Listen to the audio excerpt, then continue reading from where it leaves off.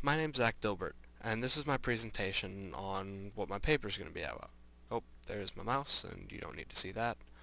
But anyway, my topic for the paper is going to be texting and driving, and the negatives of and solutions for.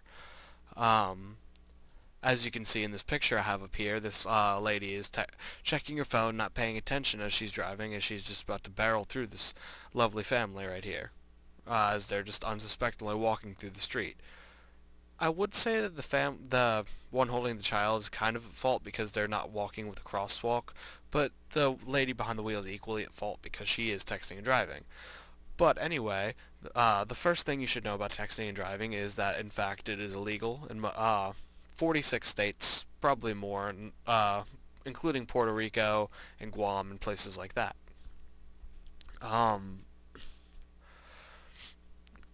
the whole point behind what I'm going to be doing is for solutions, good ways that you can get past texting and driving, get out of it safely, but so you can still use your phone effectively because just in case of emergencies, it's very handy that you can get a hold of someone. So let's go into it. Now, in this instance, this is a good explanation of what happened in the incident I found. Click. Okay.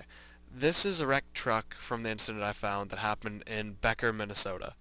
Uh, a Carly Rose Bolig was texting on her phone. I believe she was on Facebook, and she barreled right through a red light into a family of two, like in that last picture, a father and his daughter, and she killed both of them. Now, this is a very sad thing, and it could have been avoided, first of all, if she had employed some of these solutions to texting and driving that I'm going to be telling you.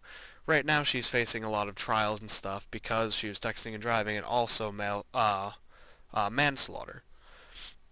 Now, a couple solutions to texting and driving so all of this won't happen include if you have passengers, do like Stephen Colbert, because what happened in her incident, she had passengers.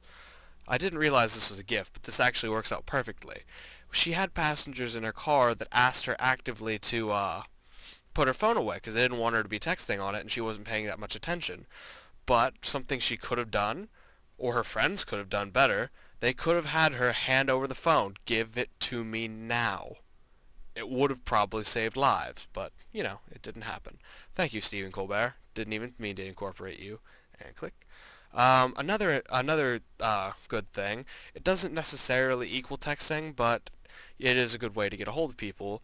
This is a Jabra Bluetooth earpiece.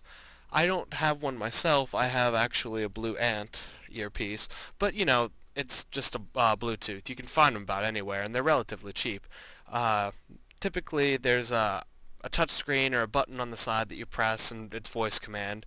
You can have it hotkey to call a certain number, a certain person, or just in case of emergencies. And it's all hands free, which makes it very convenient for drives.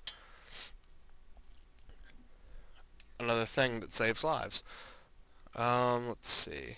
And then another system which has actually become pretty prevalent in cars is an OnStar system. Not every car specifically has OnStar. It's more of a more recent thing in cars, but just like a phone installed in a car that you can access your phone to with Bluetooth, so that you can give and receive calls. And it's actually really handy. I've used it before, and it's a pretty interesting thing, calling someone through your car. And just as before, it's hands-free. You don't have to leave your attention away from the road. And in conclusion, in employing some of these strategies and actively, it'll be very handy to you as the driver. Because say you do need to get a hold of someone, like you need to meet up someone, or you got to tell them that you're late, and you can't because you're driving. Any of these strategies will become very handy.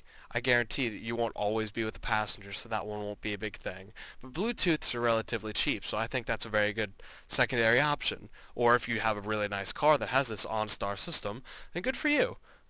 But ask yourself, if you don't employ these, do you really want this to happen over some stupid text? I thought not. Thank you very much for your time, and have a wonderful day. Bye bye.